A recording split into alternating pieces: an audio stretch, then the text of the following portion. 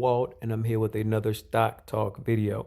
All right, so in this video, I want to do a exercise. And in this exercise, I want to show another benefit that you can get from dividend, dividend investing, and those dividend payments. All right.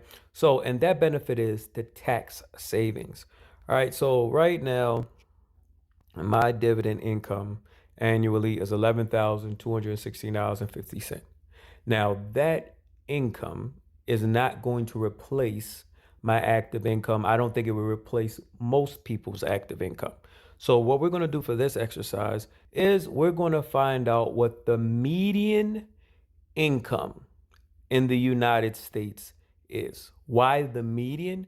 Because when you use the average, if you have people that let's make millions of dollars, that's going to skew everybody else's results. So when you're talking about income, you're going to more likely use median because you get a more true representation. All right. So based on Google, they're using 2024, and the U.S. Census Bureau says that the average individual income was $51,370.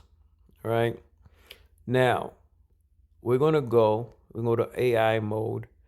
And then what we're going to do is we're going to ask this question. If I had an income of $51,370, what would be my total taxes paid if I lived in the state of Maryland and it was W-2 income? Also, what would be the total taxes paid if it was dividend income? Finally, what would be the difference in taxes between both types of income? All right, so we can go ahead. It's going to do its thing. And what we see here is if you had an income of $51,370, your total taxes paid would differ significantly based on whether the income was from W-2 wages or qualified dividends. All right, so we go down to total taxes paid on the 51,370 of W-2 income. All right, so we see here they break it down for you. Federal income tax, $3,556. FICA taxes, Social Security and Medicare, $3,935. Maryland state income tax, $1,957. If you live in Baltimore City, you would pay a local tax of $438. So your total estimated taxes would be $9,886 owed. All right. Now, taxes paid on that same income if it was dividend income. All right. Federal income taxes for qualified dividends, $0. FICA taxes, $0. Maryland state income tax, $1,114. Baltimore City local tax, $826. And your total estimated taxes would now be $1,940. All right. Now, if you want, you can go through and, read these breakdowns.